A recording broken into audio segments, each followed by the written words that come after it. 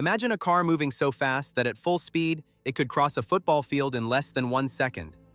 At 300 miles per hour, the world outside does not just blur, it disappears. The tires are fighting forces most road cars will never experience. The engine is swallowing air like a jet. The bodywork is trying to slice through a wall of resistance. And one tiny mistake can turn a record attempt into disaster. This is the world of the fastest production cars ever made. Not race cars, not one-off prototypes built only for the track, but road-legal machines that were designed, sold, and driven as the absolute peak of automotive engineering. The race to build the world's fastest production car is not just about horsepower. It is about aerodynamics, tires, cooling, gearing, weight, stability, courage, and sometimes controversy. Because once cars get close to 300 miles per hour, speed stops being simple. It becomes a battle against physics. For decades, car companies fought to push the limit higher. The McLaren F1 broke minds in the 1990s when it passed 240 miles per hour. The Bugatti Veyron turned speed into luxury. Koenigsegg showed that a small Swedish company could challenge giants. SSC tried to bring the record back to America. And now, electric hypercars are proving that the future of speed may sound completely different.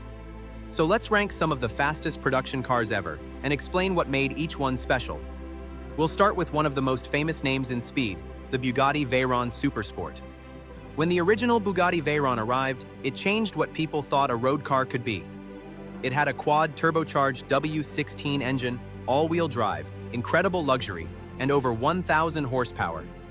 But the Supersport version pushed the formula even further. In 2010, the Veyron Supersport reached a two-way average of about 267.9 miles per hour, making it one of the most important speed records in automotive history. What made it so impressive was not just the number, it was the way Bugatti did it. The Veyron was not a stripped-out death machine. It was a luxury car that could hit speeds normally associated with aircraft. It had leather, comfort, refinement, and road car usability.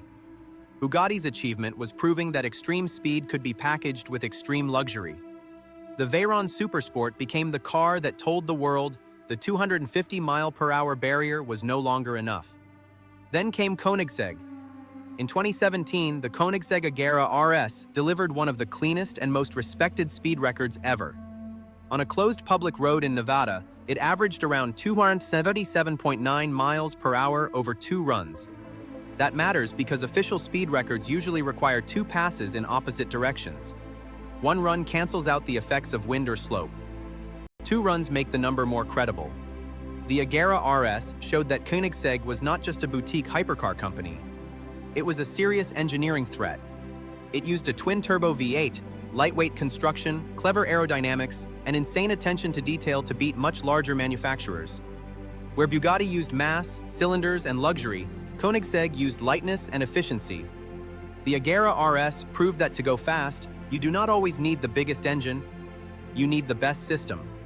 Then came the Bugatti Chiron Supersport 300+. This is the car that made history by breaking the 300-mile-per-hour barrier. In 2019, Bugatti test driver Andy Wallace reached 773 miles per hour at the Arlesian test track in Germany. That number became legendary. For the first time, a production-based hypercar had gone beyond 300 miles per hour. The Chiron Supersport 300+ used an 8.0-liter quad-turbo W16, producing around 1,600 horsepower, but the real secret was aero.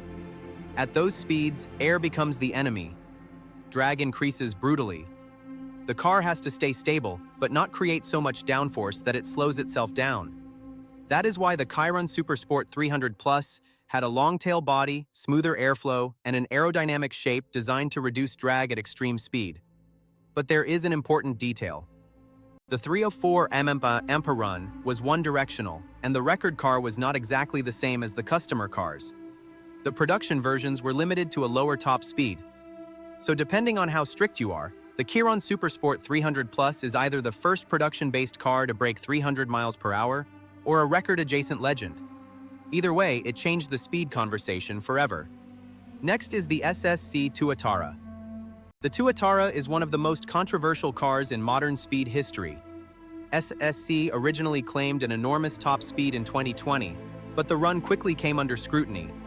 Questions were raised about GPS data, video analysis, and whether the numbers actually matched the footage. Eventually, SSC had to rerun the car. And that is where the story became more credible.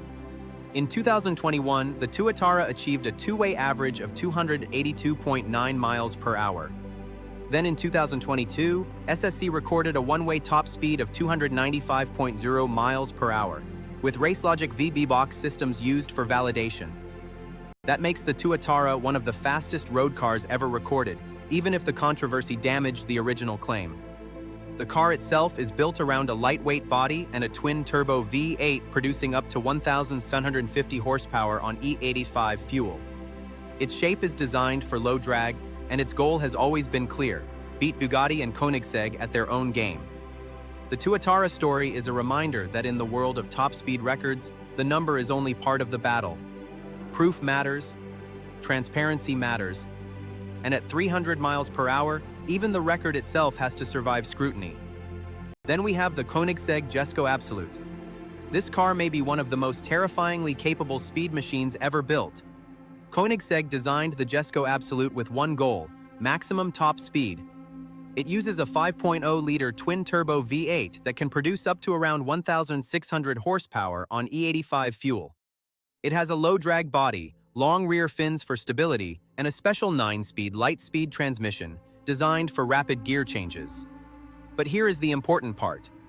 The Jesko Absolut has not yet officially recorded a 300+ mile-per-hour production car speed run. Koenigsegg has said the car is theoretically capable of extreme speeds, potentially over 300 miles per hour, but until it actually does the run, it remains a contender, not a crowned record holder.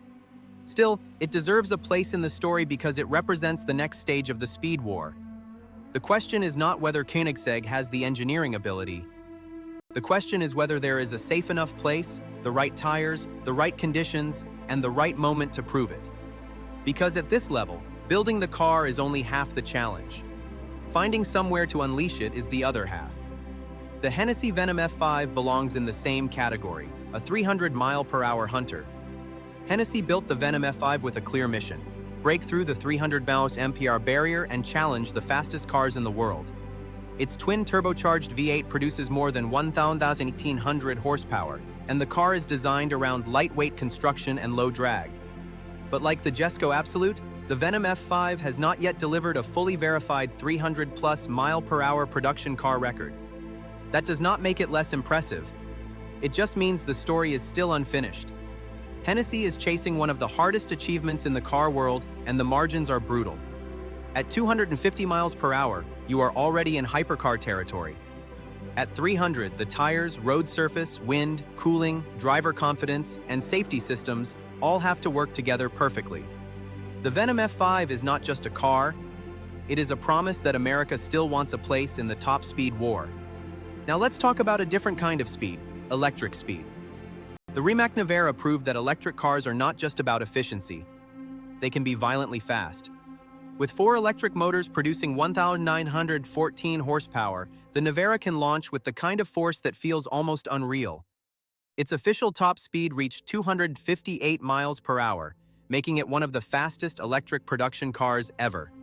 Later, the Nevera R pushed the electric top speed story even further, reaching 268.2 miles per hour, according to Rimac.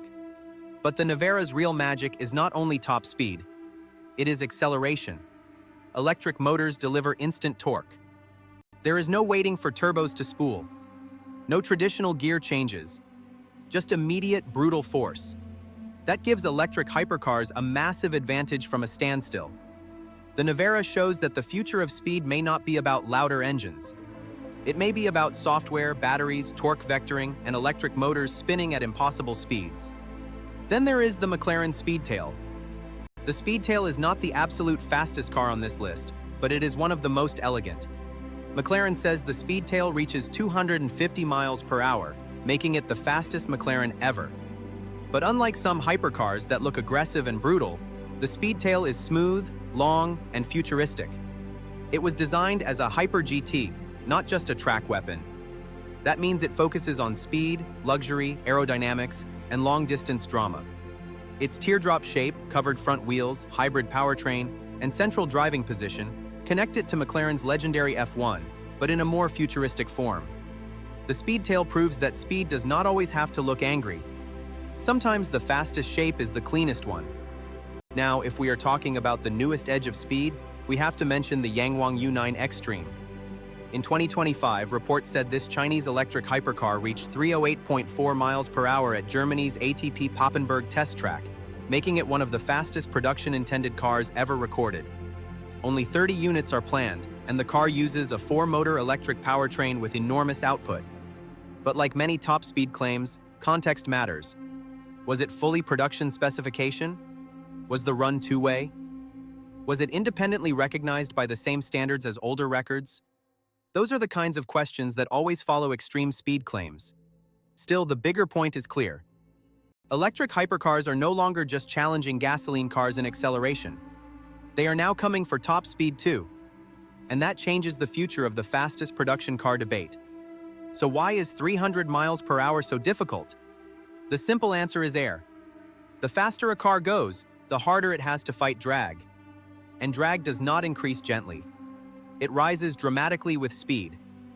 That means going from 200 to 250 miles per hour is hard. But going from 250 to 300 is much harder. You need massive power, but power alone is not enough. You need the right aerodynamic shape. You need cooling systems that can handle insane heat. You need tires that will not explode under extreme rotational forces. You need gearing that lets the car keep pulling. You need a road long enough to accelerate and brake. You need weather conditions that are almost perfect. And you need a driver willing to sit inside a car moving faster than many small aircraft at takeoff. That is why these cars are so fascinating. They are not practical. They are not rational. Most owners will never reach anything close to their top speed. But they exist because humans are obsessed with limits. The fastest production cars are engineering flexes. They show what is possible when money, ambition, physics, and ego all point in the same direction. The Bugatti Veyron Supersport proved luxury could be insanely fast. The Koenigsegg Agera RS proved a small company could beat the giants. The Chiron Supersport 300 Plus broke the 300 mph barrier in spirit, even if record debates remain. The SSC Tuatara showed how speed claims can become controversial if the evidence is not airtight. The Jesko Absolut and Venom F5 are still waiting to prove their full potential. The Rimac Nevera proved electric cars belong in the hypercar conversation. The McLaren Speedtail showed that speed can be elegant. And the Yangwang U9 Extreme suggests the next speed king might not come from Europe or America at all. So what is the fastest production car ever? The answer depends on how strict you are. Do you count one-way runs? Do you require two-way averages? Do you count pre-production prototypes? Do limited production cars qualify? Do electric hypercars with tiny production runs count? That is why the debate never really ends. But maybe that is what makes it exciting. The fastest car in the world is not just a title. It is a moving target. And somewhere right now, in a wind tunnel, on a test track, or inside a secret engineering lab, someone is already building the car that wants to take the crown.